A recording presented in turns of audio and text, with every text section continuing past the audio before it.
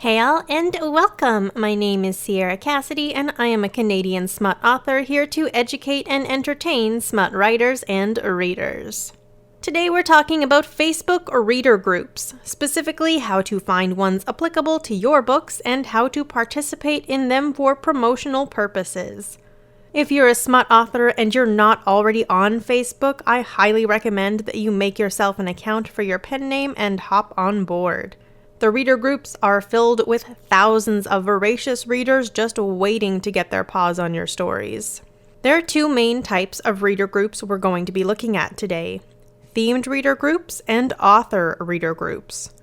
Themed reader groups are exactly what they sound like. They're groups created around a specific theme, such as OMEGAVERSE, monster romance, MM or FF books, etc. What you'll be searching for will depend on what you write and what you enjoy reading if you're intending to use them to get book recommendations for yourself, as well as promotion opportunities. For the purposes of this video, I'm only going to be talking about these groups in the context of promotional opportunities. Author reader groups are centered around a specific author, most often run by the author in question. I'll be discussing creating your own author group on Facebook in another video. How to find applicable themed reader groups. The two best ways to find groups are searching and asking others. The easiest first step is to do a simple search on Facebook.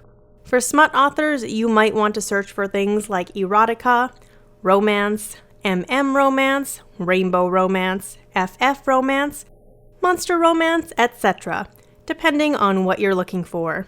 The odds of there being a group for it is very high. There are thousands of themed groups out there, and it can be a lot to sift through. If you're just getting started, I would highly recommend that you ask your author friends which groups they find the most valuable. I will link a few of the groups I prefer for Smut promotion in the description for you. If you have a PA/author assistant, you can also ask them. They'll be able to tap the PA network and get you the names of some groups that authors have done well in. There are also author support groups, where you can ask for recommendations and suggestions. Another excellent way to find great promo groups is simply keeping your eyes peeled.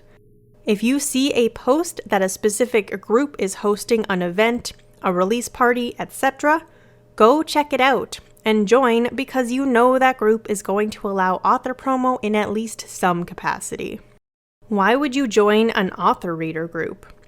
For starters, it's a good way to support other authors and engage with the community. You'll end up in a lot of author reader groups over your time as an author interacting on Facebook. Anytime you participate in parties or hops, you'll be joining groups. You're also very likely to join the reader groups of your author friends and for authors that you regularly read. Additionally, many author groups will have specific open promotion posts or threads, usually once a week, where you can share your work. Do try to participate elsewhere in the group besides that promotion post too. What to consider before posting in any reader group. Have you read the post guidelines for that group? If you haven't yet, ensure that you do so for each individual group before posting. You don't want to get yourself in trouble for no reason when you could have prevented it with a few seconds of reading. Always read the rules before posting. Does the group allow open promotion? Many groups do not, so always be sure to check out the rules around posts before you do anything, so you don't run the risk of having your post deleted or getting yourself banned. Some groups will have a specific day of the week or a specific thread where you can do open promotion, so keep your eyes open, and if that's how open promo works in that group, be sure to follow those guidelines. In most cases, you can circumvent the ban on open promo by reading through the book requests that people have posted and responding to those if one of your books specifically fits their request. Book requests are such a great way to set your book directly in front of the eyes of someone that's asking for exactly what you have. You might have to spend some time scrolling, but it can be so effective since people doing request posts are ready to start reading or buying books so your market is primed and ready. Does the group allow self-promotion? Some groups will only allow book recommendations if you're not the author.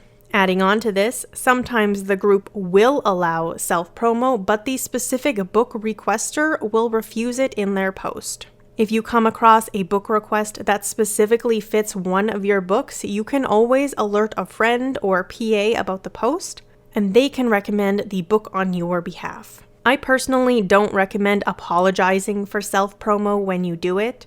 You know your stories best, and you know for sure whether or not it matches what that person is looking for. Just give them the title and author, and probably half the time they won't even notice your name and the author name are the same. That being said, try not to get overly gushy about your work when you're doing self-promo. It's enough to just give them the info without trying to add in an obviously biased opinion about your work. If you're unsure or uncomfortable, you can always add the caveat of if you don't mind a self-rec, you can check out XYZ. Does the group allow links? Some groups will allow book recommendations but will not allow purchase links. In those cases, you can still share the book and author name, but will have to rely on people taking the next step to search for your book. Have you appropriately censored anything Facebook wouldn't like? The groups don't make censorship rules for funsies, but rather because if they allow certain content through, they can get in trouble with Facebook. Get in trouble enough times, and the entire group is at risk of being terminated. If you repeatedly put the group at risk, that's a good way to get yourself banned. Are you aware of what the Facebook community guidelines are? If you're not, do yourself a favor and have a look so you don't accidentally violate them. Unfortunately, a lot of the guidelines are reliant on bots for enforcement, and you can get flagged even if your post doesn't actually violate the guidelines.